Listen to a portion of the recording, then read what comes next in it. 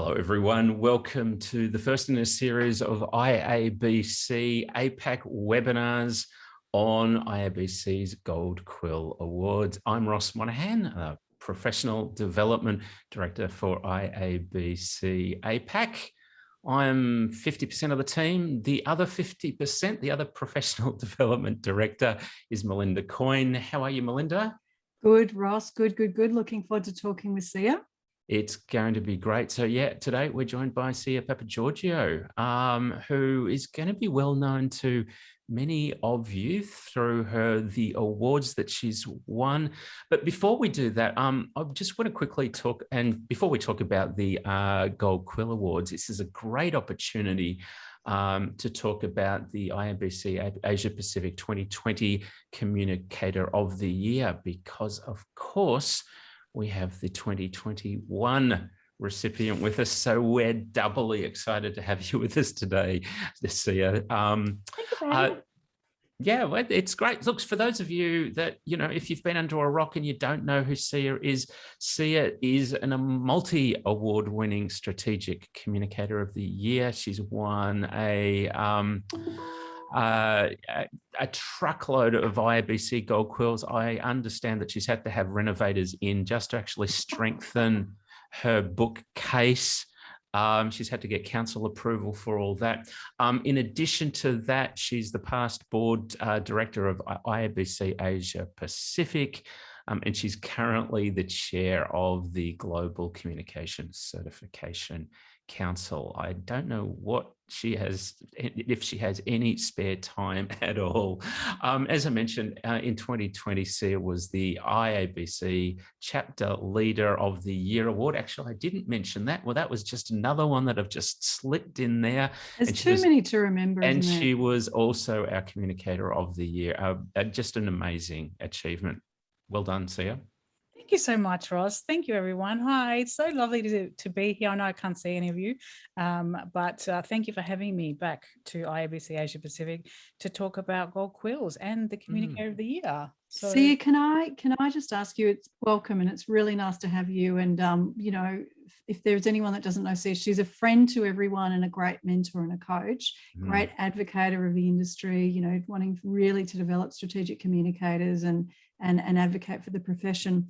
But Sia, because you wear many hats and because you are so accomplished, including being the recipient of last year's Communicator of the Year Award, I wanted to ask you some questions before we get to the sort of the tips that I know Ross is keen to ask you about winning the Gold Quill and what's the secret sauce. So I really just wanted to ask you, what did it mean for you personally and professionally when you were the recipient of last year's award? Yeah, look, it was an absolute, it's an incredible honour to be named Communicator of the Year. I was not expecting it. I know everybody says that, but I truly was not expecting it. I was nominated by a very dear friend, Christine Elmer. She nominated me. I was absolutely stunned when I got the notification from Christy that I had won, Christy being the former chair of IABC Asia Pacific region. I was funny because I woke up that morning at like 5 a.m. and reached over to my phone to check the time. And, I'm not proud of this, but I checked my emails and I thought, I wonder what's waiting for me in the morning when I get up. And I saw this email from Christy and it was titled, Communicator of the Year. And I thought, oh, I wonder what that's about. So I opened it and of course it was 5 a.m. It was dark. I couldn't really see, I was trying to focus my eyes and I kept reading and it was oh, you've been nominated for this award. I'm like, yeah. And the evaluation committee has gone through all the award entries. I'm like, yeah. And it just kept going on. And then like halfway down the page it said, and by the way, you're the winner. I went, what?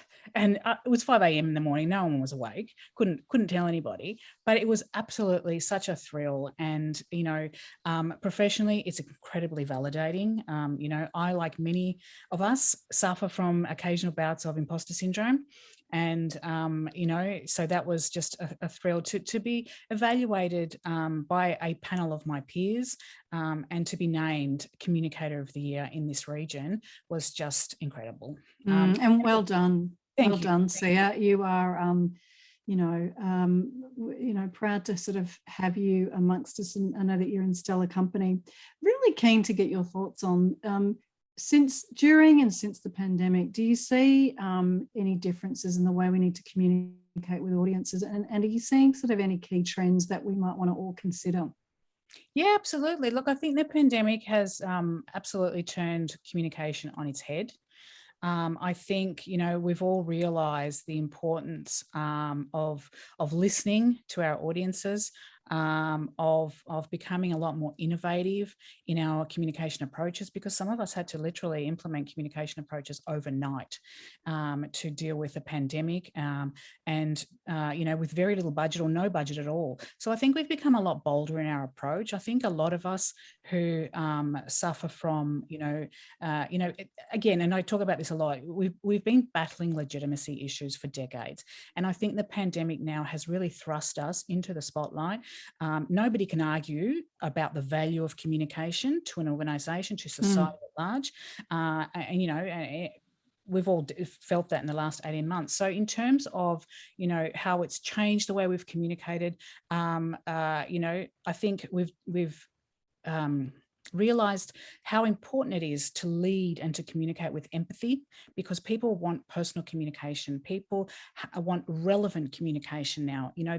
It's really a time for us to hone in on what our people want. Audience insight has never been more important. I mean, it's important anyway in the strategic communication process, and very important to the Gold Quills. But, absolutely finding out what the needs and preferences of our audiences are. So that's really, really important. In terms of, say, trends, I don't like to use that word very often, because I just think these are some of the things we should be doing anyway. And, everyone just thinks it's the next new thing. But Melinda, our recent conversation at the We Lead Comms open when we talked. How good was that? How good was that? That was such a good example Absolutely, of collaboration, Sia, as well. Absolutely.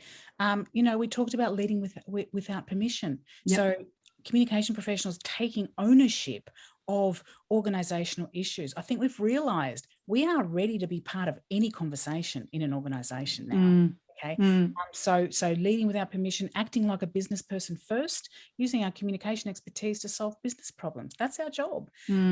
And then other things like, more focus on technology and artificial intelligence. You mentioned collaboration, which is becoming more and more important, because we don't know what the future of work is. Some of us, our people are still at home, working from home. Some people want to go back to the office. I can't wait. Some people, the great resignation, if you believe that. Whatever the case, collaboration is going to become more and more important. And I also think too, social media is going to become more and more important, because, if we're looking at how an organization is trying to, demonstrate its, purpose in society, social media is one of the key ways they do that. And certainly when you're talking about things like employee activism and ESG, all of that happens on social. That's what drives consumer behaviour. So it does. Look, really good advice, Sia, really good insights. And I think, there is a lot to be said for communicators really needing to be strategic, getting across the remit of an entire organisation, really understanding how things ladder up to the business drivers. I think that's really key. Now, there's so much we could talk about, but I do know that we want to have main focus to talk about some tips for people who are dying to understand what's the secret sauce to winning the Gold Quills. So I'm going to hand you back to Ross so he can kick off with a few tough questions for you. Excellent. Yes. So, and just to wrap up the conversation, as you can see here, there's some details about the 2020 Communicator of the Year Awards. The deadline for nominations is the 4th of February. So I strongly encourage you to get your nominations in. If you know a communication leader that should be recognised for their work in the region, I strongly encourage you to get that in before the 4th of February. Also today, let's make this a really interactive session. I mean, Sia's got a lot of knowledge on this issue, talking about the Gold Quills. So I'm just looking at our guest list now. So Georgina, Jessa, Kazuko, Carmina, any of our participants, Anthony, Daniel, if you've got a question, make sure you put it in the chat box below. We've got a great group of attendees here today. This will be recorded as well, so you'll be able to come back and look at some of these great answers. I'll give you more details about the second in this series coming up in a couple of weeks' time, where we've got a couple more entry winners who are going to share their tips with you. But look, just in summary about the Gold Quills, it's for the past 40 years, it has been the preeminent strategic communication awards on a global basis for communicators. How do you describe them, Sia?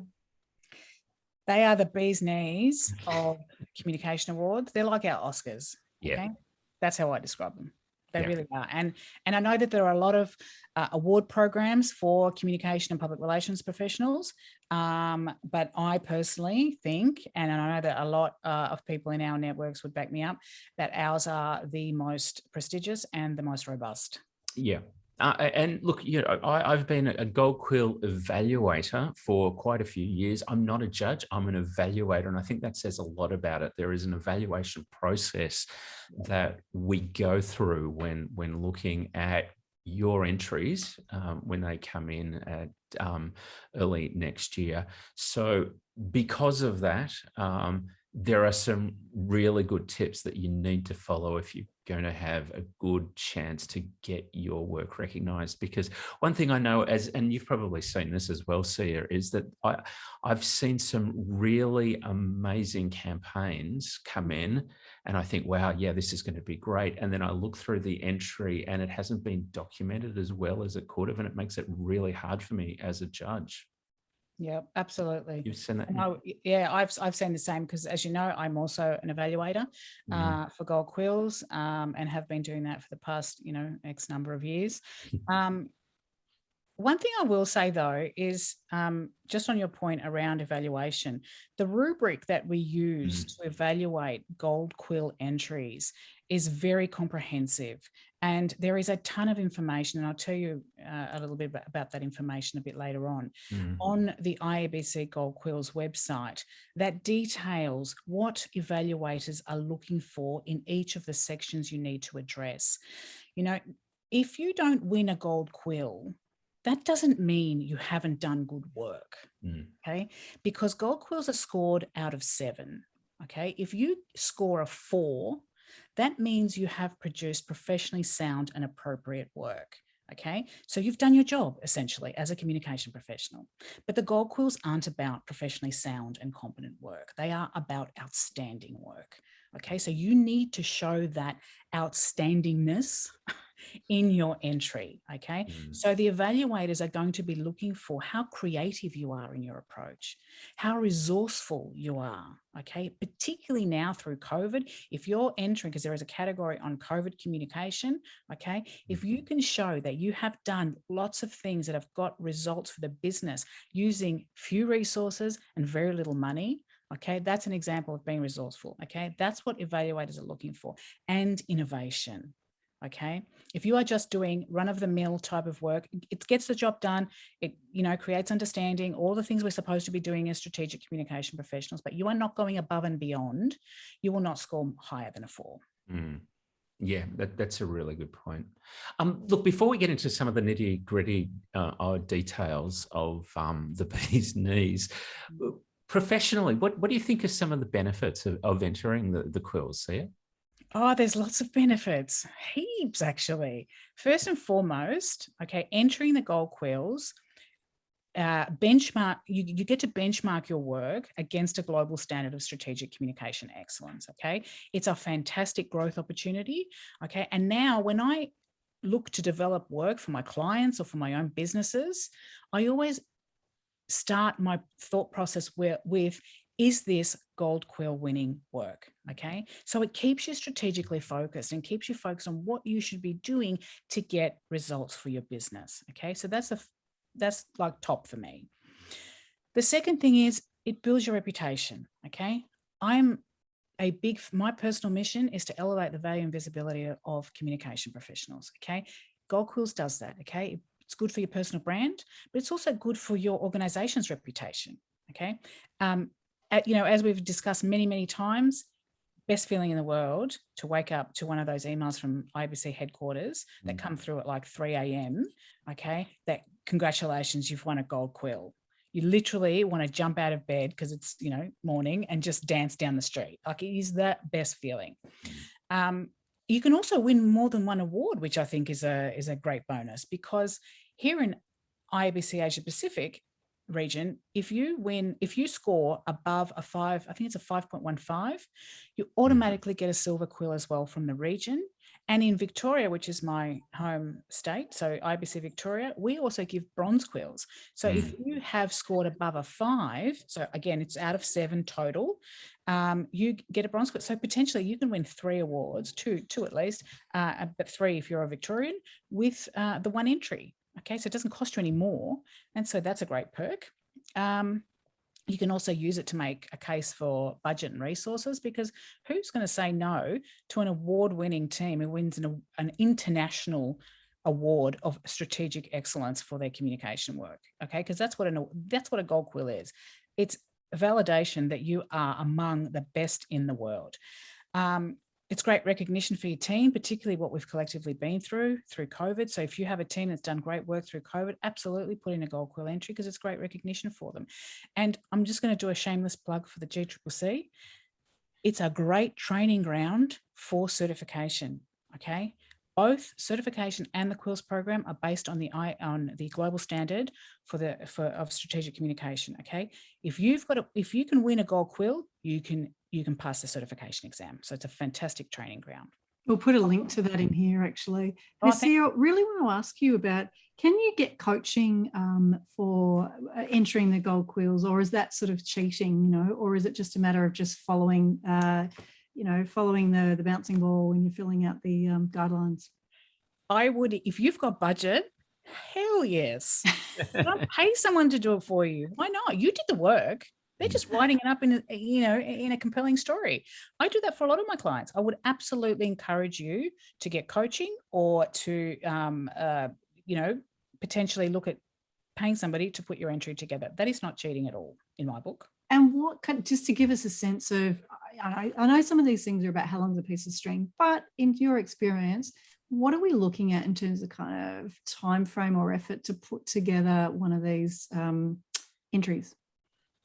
Look, it is, you're right, it is how long is a piece of string. Now, okay, a lot of factors come into play here. If you're really organized and you have all your data, okay, so you've gone into this project thinking very strategically, you've done your strategic planning, you had time to plan. I mean, that's not realistic for COVID maybe, but for other types of projects, if you have done your homework, you have everything, then it shouldn't take you that long. I would still allow 2 weeks. Okay, I would definitely allow 2 weeks, because you need to write a compelling story, and you need to, so there's 4 divisions. Okay, I think 25 or 26 categories.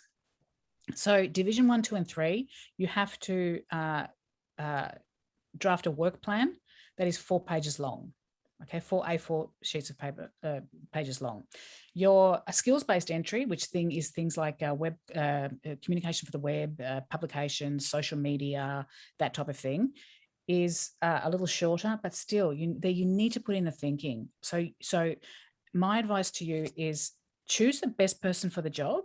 If that's a consultant or somebody you can pay to do that, that's fine. If you don't have budget or the time to do that, then pick the best person for the job internally, who is going to be able to tell a compelling story. Okay, this is serious stuff. Okay, again, it's about being outstanding.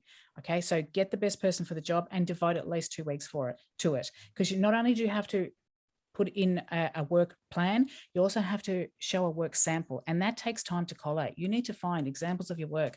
Your work plan and your work sample have to match. Whatever you're saying in your work plan, the work sample is the evidence of that. Okay, so you need to put in examples of your communication. You're thinking behind it. You might want to put in some extra information that didn't fit in the 4 pages. So you need time for that. So I would definitely allow, I would say a month to be safe. We've got some questions rolling in, and one of them actually relates to something that you just said then, which is about the work sample and the work plan. And Joaquin Astilla has asked, how should the work plan sample complement the work plan?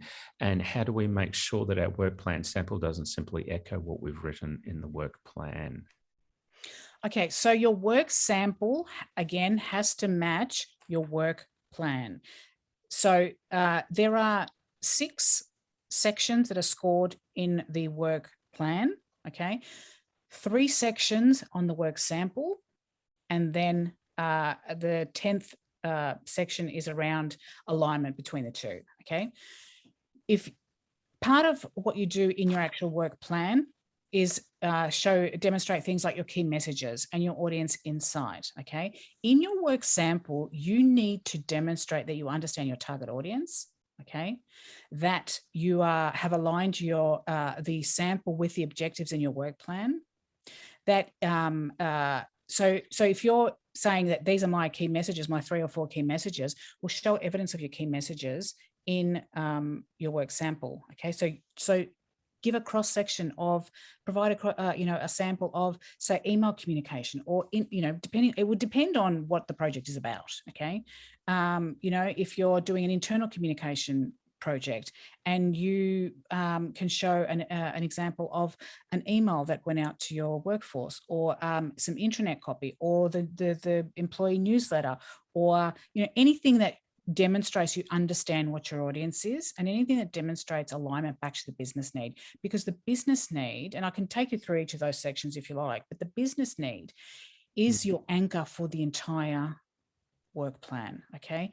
Everything you say after you've defined the business need has to align back to that business need. Why are you doing this, and how's your communication going to make a difference? So in the work sample, you need to show evidence of that. And one thing I really appreciate as an evaluator, and I always do this in my Gold Quill entries, is reference my samples in my work plan. So say, for example, again, using the key messages, if I've put in, these are my key messages, examples of these key messages can be found in work sample 1 or work sample 2 or work sample 3.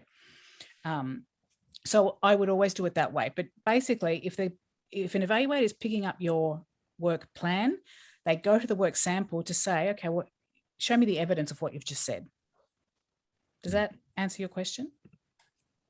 I think that was a pretty comprehensive. A somewhat related one was, what particular details or techniques should you consider in making sure that the outcomes of your project are aligned with the company's goals? Okay, that is what you should be doing, okay? So if you're looking at your, again, your business need is your anchor. So once you've defined why this is a problem, and you will score higher if you can demonstrate urgency, okay? If you can say that this is a problem for our organization, this is how I propose to fix that problem with my communication, and this is how I'm going to measure the success and my outcomes of my communication, okay? So if you can demonstrate that urgency, and you can use data from more than one source to demonstrate that alignment back to the business need, you will score higher, okay? So if you don't just make sweeping statements like, this is a problem in our organization, or we want to be one of the top employers in the country, okay? Back that up with research. We are sitting at this level right now, or our internal research, our engagement survey, our employee experience survey, or our internal communication audit, or whatever you call it, okay, said this is a problem, okay? Then in your goals and objectives, you need to demonstrate your outputs and your outcomes, okay? So what does success mean from a communication perspective? Now, a lot of the times I see these very generalized statements around what people want to try and achieve. And that is where people fall over the most, in my view. And Ross, you may have a different view, but if you're objectives are not measurable, okay? They're not SMART objectives, because the evaluators also look out for, are these attainable and are they relevant? Okay, so if you're saying one thing in your business need and then your objectives contradict, where you are right now, then the evaluator is going to call that out. So it's not just about crafting them in the way that they sound like they're SMART objectives. They also have to be relevant to your business need. Now, I think, can you repeat the question? Did I answer it? Yeah, no, I think you did. And look, you've actually moved on to another question from Cecilia, which I knew we were going to ask, and it's about those objectives, the specific, measurable, achievable, realistic, and time-related objectives. And Cecilia says, she says, hi, Sia. Thanks, Cecilia. I have multiple yet connected questions. I hope that's okay. And it certainly is. I personally struggle crafting SMART messages.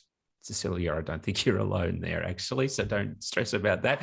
But she goes on to say, when I try to make them SMART, it starts to appeal like a tactic or a strategy. Should objectives always be SMART? If it's not possible to make SMART, what would be an acceptable or good objective? Okay, again, this is one area where a lot of entrants fall over. And they let themselves down, okay? If you don't have SMART objectives, go back to the drawing board and draft your SMART objectives, okay?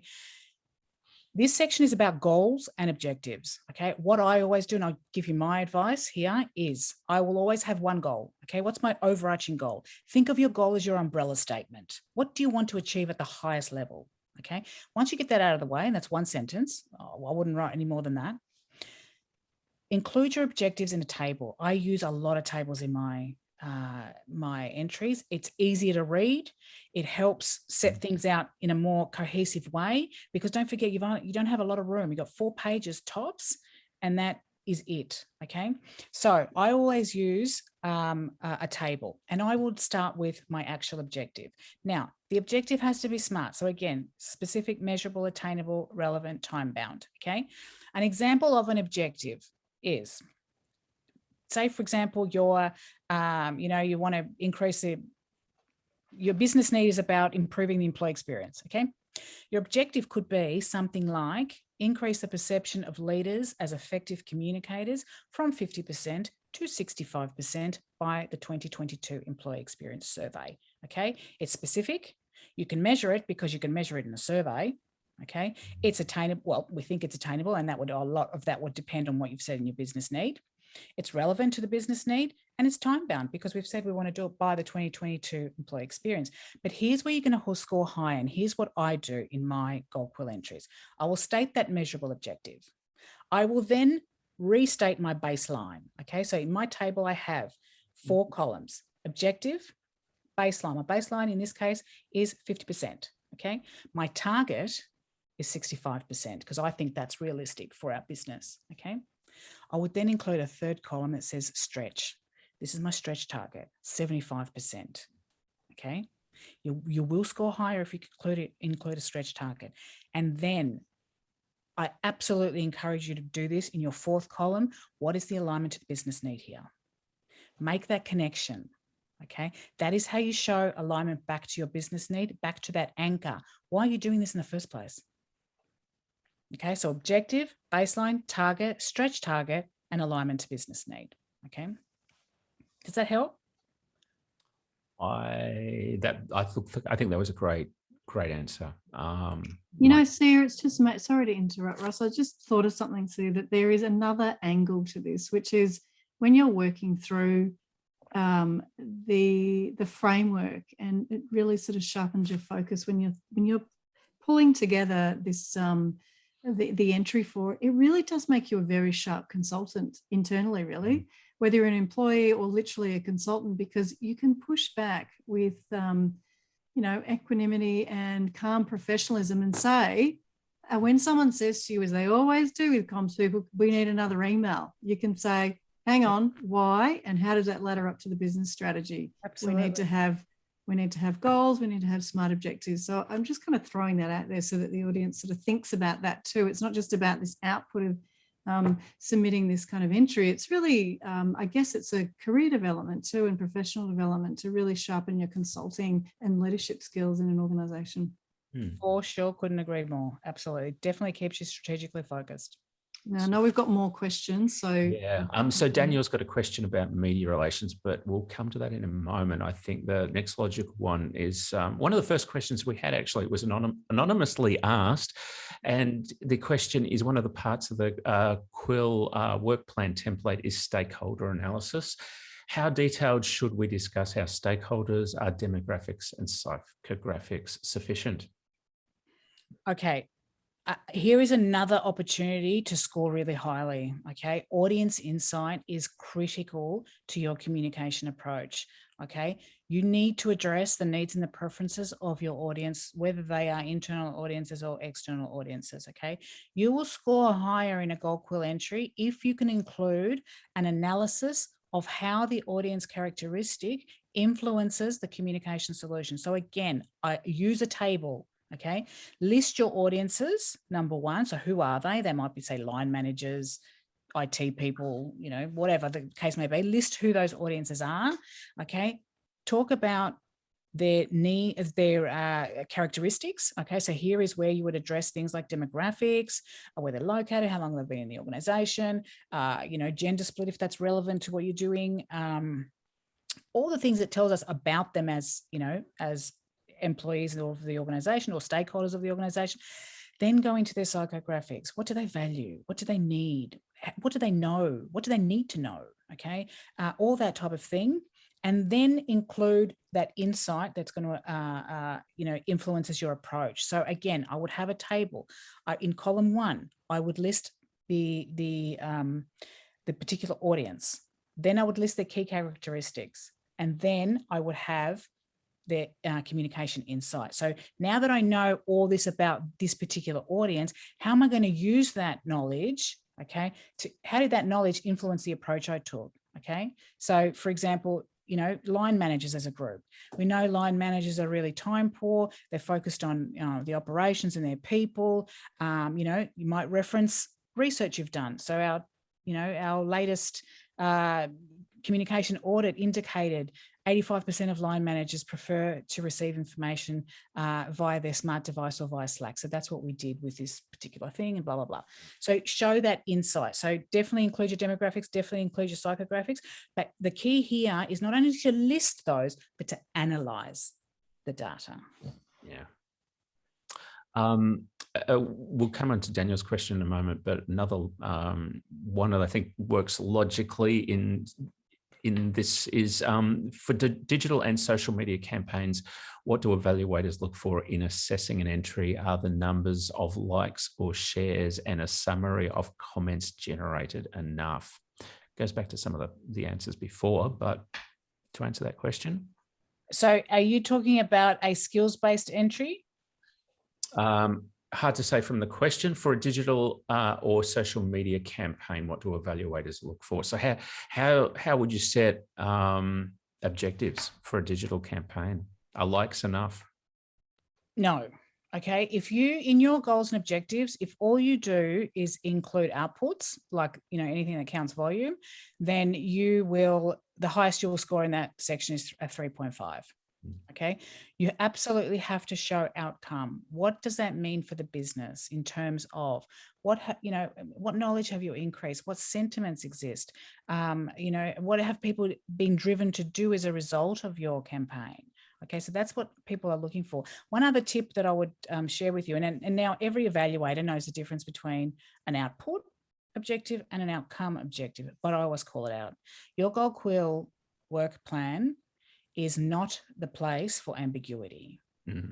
You might think, well, it's clear that it's I don't care, put it in there in brackets, output, put it in there, outcome in brackets, because evaluators are looking for outcomes. Evaluators are looking for how did you affect the organization, the business, not just how many likes you collected, how many, you know, all that sort of output-based results, which look, outputs have a place, okay? And when you're looking at a skills-based entry, 2 out of your 3 objectives might be an output, but always focus on outcomes as well. You need to here's where you need to get a little bit creative about how it might be part of a bigger campaign, okay?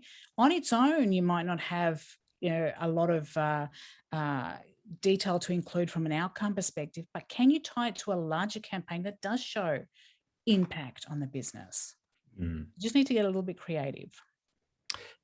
Yeah, good tips there. An anonymous attendee is asked, in executing a comms plan, should we discuss the strategies and tactics in the solution overview or implementation and challenges part? Okay, your solution overview is where you put your tactics. Okay, think of your solution overview as an executive summary of what you did. Okay, here is where the evaluators are going to be looking for your thinking behind your approach. Okay, again, try and use bulleted lists and tables and things that maximize the space you have, because you don't have a lot of room. Okay, again, you'll score higher if you can show innovation and creativity around your approach. I'll never forget, once I put in a research entry, I thought it was fantastic, definitely Gold Quill Award winning work, and I didn't win because among other things, the evaluator said that it wasn't creative enough. So I went back to the drawing board. I did it again, and I entered it the following year, and I won a Gold Quill of Excellence. So, which is a good point, isn't it? Actually, that we didn't cover earlier, that if you don't win the first time, you can improve your entry. Absolutely, and judges evaluators are really good at giving that feedback. So if they think something's worth it and got merit, they will absolutely encourage you to go back, address the feedback, and resubmit. So in terms of the solution overview, summarize your project outline. I always put my tactical implementation plan in a table. Again, I know I sound like a broken down record on the table thing, but it's very important. So I will say at the highest level, I did this, I did step 1, step 2, step 3, step 4, and a timeline. Okay, you don't have to get very specific with dates, but May 2020, June 2020, I did this, and so on and so forth. So there is where you need to show that executive summary of your approach. Oh, and in the solution overview, don't forget to include your key messages. As I said earlier, a lot of the entries I see don't have key messages included, and we will score you down for that. And Daniel, I think, has been on tenterhooks. I've been teasing him about his question being answered, so let's come to it now. Sorry, Daniel. And we sort of went over it a little bit in the question about the social media. But Daniel is from the Philippines. He's got a question relating to media relations. One of his campaigns gained a lot of exposure in the media and blogs, measuring the outputs, advertising value equivalent. Is measuring the outputs, advertising value equivalency, or its PR values has its weakness, but in the absence of other measures, is it advisable to put PR values, AVEs, as a result? And could you also cite or suggest good examples of measurement for media relations and comms campaigns alike that the evaluators would appreciate? I would advise against AVEs. Absolutely. I think it's a very outdated way to demonstrate outcome, and it's something, I think it was, correct me if I'm wrong, I don't really work in media relations much, but my focus is really internal strategic communication and change communication. But wasn't that addressed by the Barcelona principles or something like that? Yeah, you're right. And look, I think Daniel and himself is that this is the heart of his question. I think he recognises that that's the way out. So how are you going to measure this sort of media output?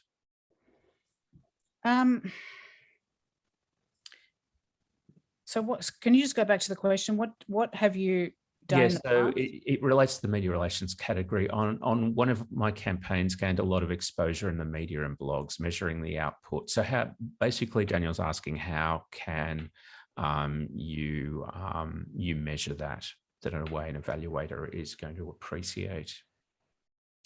I would try and again get a little creative with how you tell that story around impact. See if you can attach influencers. I think one of my Gold Quills in the past, I used the power of influencers to amplify my message as one of my outcomes, which actually scored quite high. So that might be an idea. Again, I'm not saying outputs are necessarily bad. I mean, they have their place and it will depend on the actual campaign. So, you know, if part of your thing is mentions in the media, well then, you know, that's a perfectly valid way to measure the success of a media campaign, okay? Or the number of journalists that write about that, or the number of key messages that have been shared across the media. But yeah, that one's a bit of a, I know that one's probably the hardest one to sort of demonstrate that intangible impact. Yes, you're right. And I'm sitting here thinking, I'm glad I'm asking the questions and Sia's trying to answer that one, because it's a difficult one. It is. It's the perennial question in media relations. How do you measure? So definitely steer clear of AVEs. Yeah. Honestly, an evaluator will definitely score you down for that. Yeah, absolutely. So look, I hope that helps, Daniel. You're not the Lone Ranger puzzling over how you should do that. It can be quite a difficult one. So we've done that one. Good question here. Could Sia explain the difference between solution overview and implementation? Sure. So your solution overview, as I've just mentioned, is your executive summary of your approach. Your implementation and challenges, here is where you include things like budget. Now, you don't have to include exact dollar figures, but if you can show roundabout how you used your resources, how both, you know, money and, you know, either suppliers you used or employees that worked on this project. Here is where the evaluators are going to be looking for how you used your budget and resources effectively and how flexible you were in your implementation. Your implementation and challenges should also address what limitations or challenges you encountered in your project, okay? But it's not just enough to list them, you also have to say what you did to mitigate that, okay? So when just thinking about one of my old previous Quills, I talked about a survey I ran for a client, and it was an internal communication audit, and, you know, the client wanted the HR department got involved, which then, and then they said, you know, you have to use our survey tool instead of my survey tool. And so the way the questions were structured had to completely change, which meant we didn't get the data that we had initially intended to gather.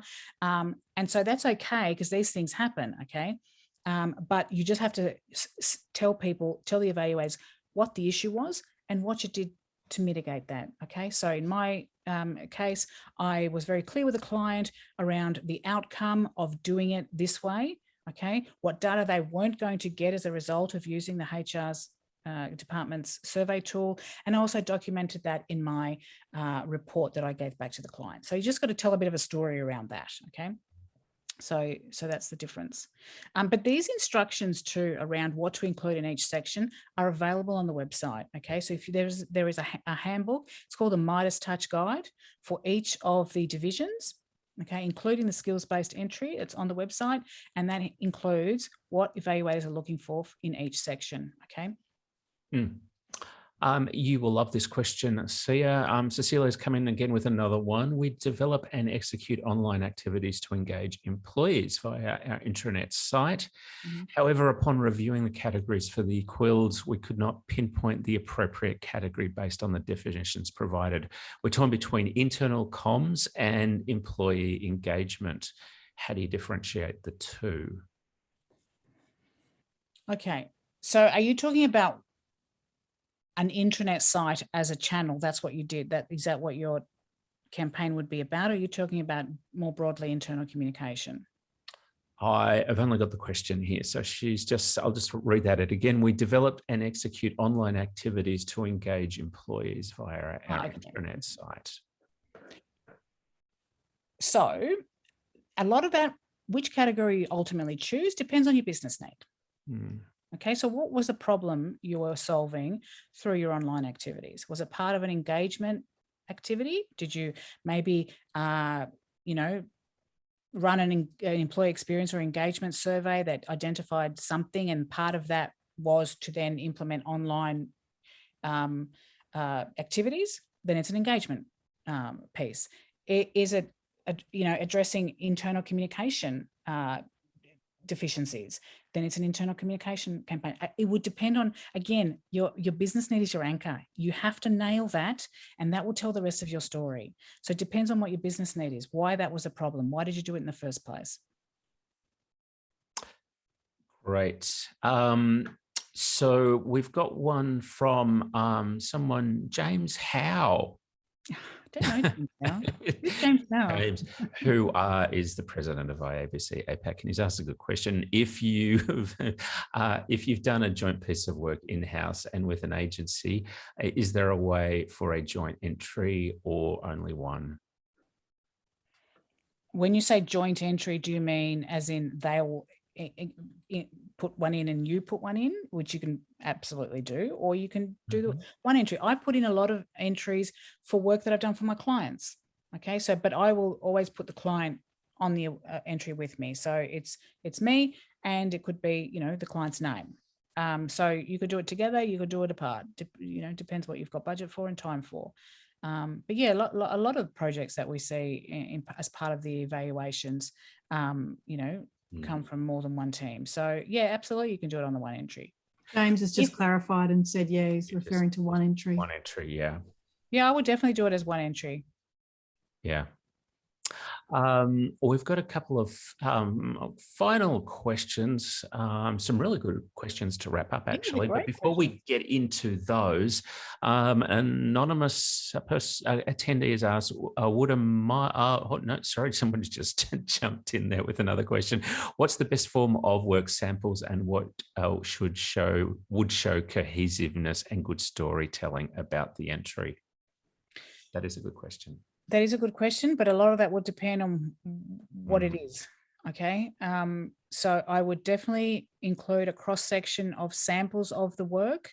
So if you are doing, you know, any category, whether, you know, maybe it's not-for-profit communication. Okay.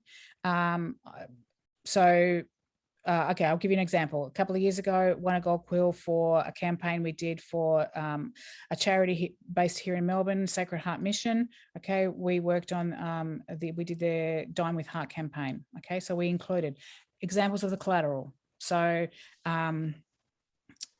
the graphics, the design work, the example emails that went out to, you know, homes, schools, you know, their database,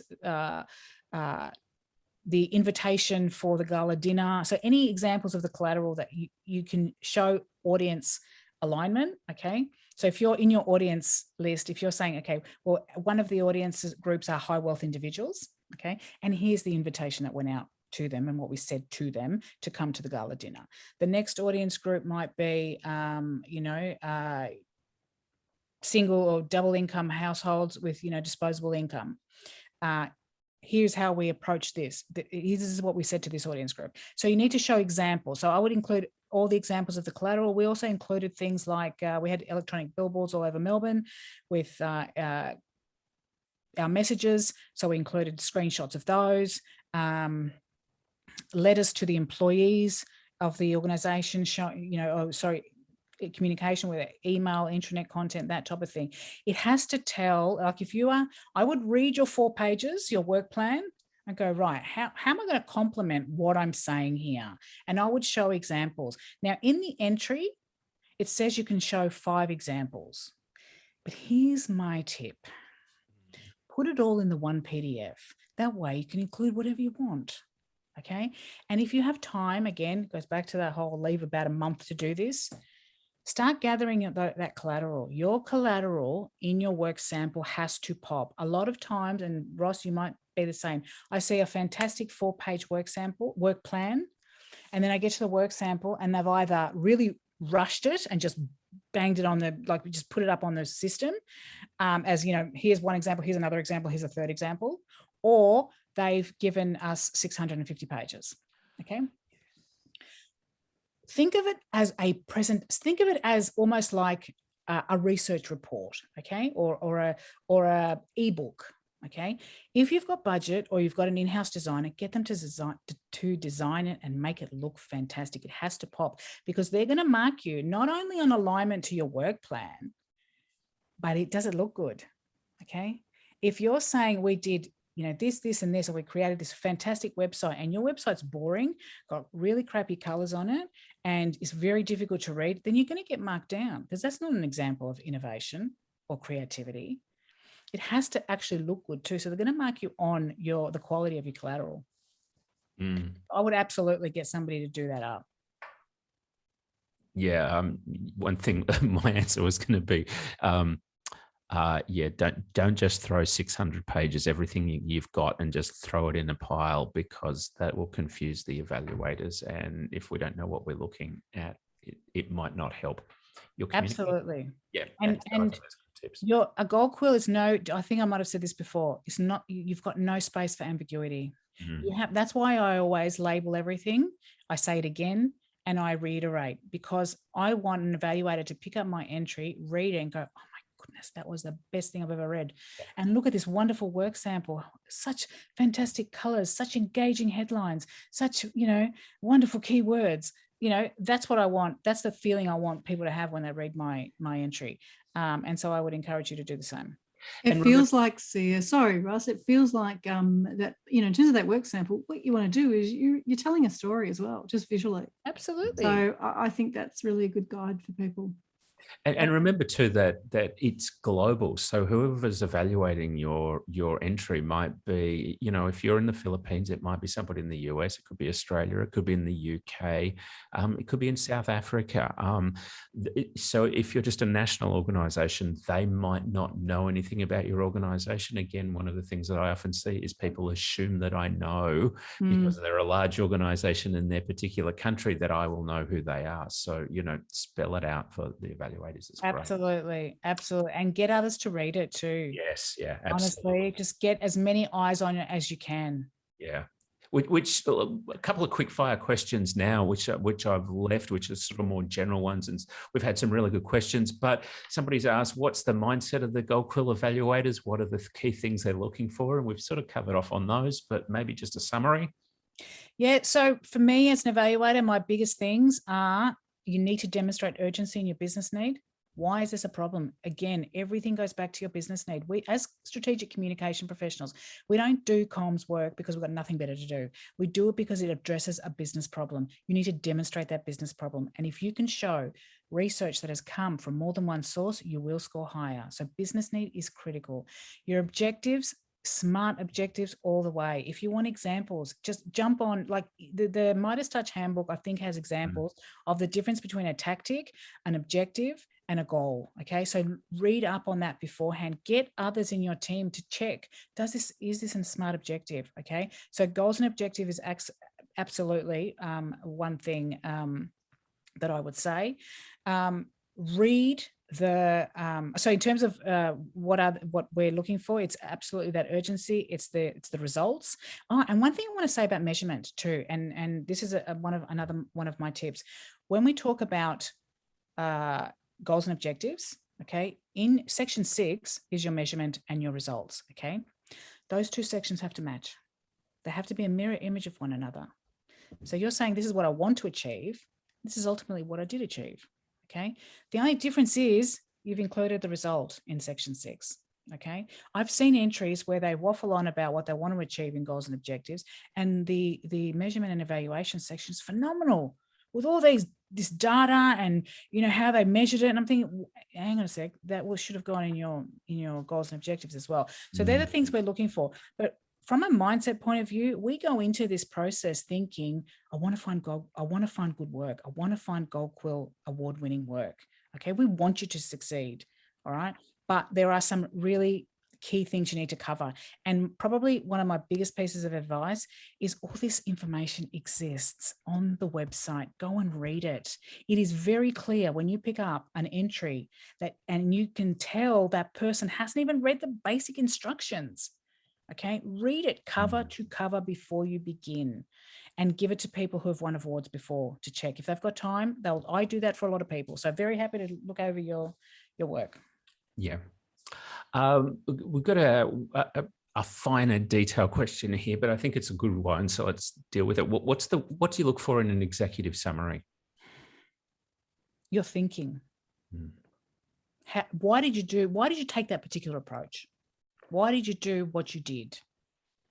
What did you do at every step of the way? So what is your, high level sort of plan? I did this first, I did this second, I did this third. I did this because, our people needed X, Y, Z before they needed ABC, whatever. I want you thinking in that section. That's what I'm looking for. And your creativity and innovation. Again, Gold Quills are around above and beyond, not just standard work. Yes, good points, which lead us on to a final 2 questions. Let's answer those together. One participant or a delegate has asked, what do you think are some of the misconceptions of Gold Quill entries that the entrants have? And somebody asks, what are the top 3 things to remember? So what are the maybe what's one misconception? What the things people get wrong all the time? And what are your top 3 tips? So I have 2 things that people get wrong is, one, I know what you're thinking. I don't know what you're thinking. I can only see what you've written in your work plan. So if that is ambiguous, then if you leave me scratching my head, scratching my head, or searching and going between work plan and work sample, then you've lost me. Okay. And the second thing is that they're a piece of cake to win. They're not a piece of cake to win. They take hard work. They take effort. So don't give it to your intern to write. Get the most appropriate person in your team to do this. And if that's a team effort, then get everyone's views in on it. You have to address all the sections. Look out for what scores higher. In that Midas Touch handbook, there is information there on this scores higher, this scores lower. That is literally your north, like that is what guides you during this entire process. I cannot stress that enough.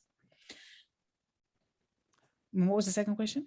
Oh, well, the top 3 tips. So that the misconceptions, yeah, and what we tips just to round off today's session, because we are rounding it off now.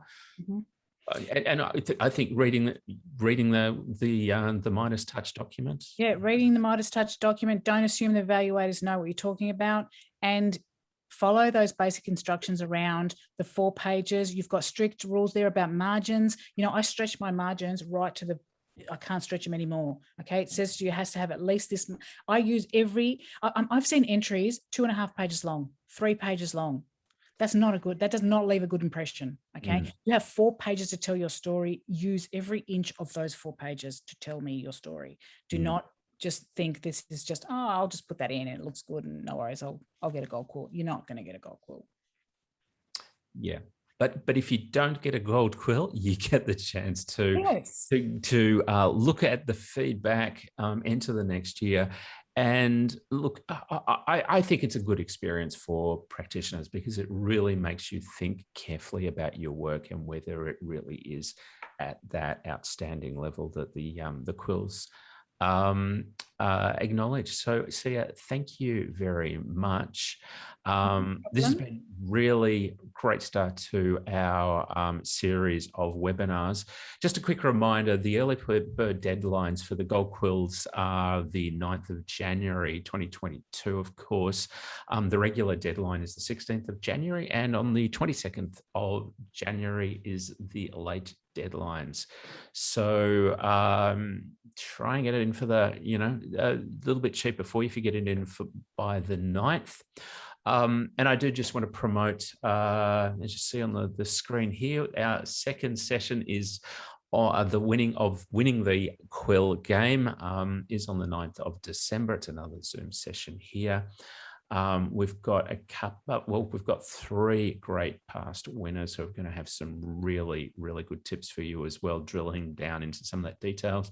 So if you didn't get a chance to answer or ask one of you a question, or like Marianne, who's asked one in the chat, we didn't get a chance to answer that, you will get the opportunity in the upcoming webinars.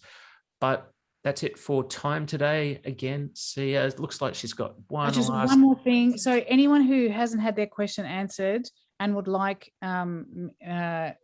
me to answer a question, please feel free to ask me on LinkedIn. I'm on LinkedIn, and you can ask me a question then. That would be my pleasure. So thank you very much for having me. That was fun. So you're really generous with your knowledge. Just want to thank you, and also thank everyone who turned up today, all the participants, and thank you for your questions. Yeah, thanks everyone. And a big thank you to Kane, who's organised this. And look, I couldn't look, we're communicators, so I can't leave you without letting you know about our next webinar, which is next Friday. And it's going to be a fantastic session. We're talking about creativity. We've got some amazing panelists. It's really going to be a great session. If you haven't seen the IABC Facebook page, we've done some short interviews leading up to that with some of the participants and some other people as well. So IABC, great organisation. If you're not a member, become a member, get your Gold Quills in, and hopefully we'll see you on the 9th of December for our next session. Thanks, everyone. Join the tribe. Bye. Bye.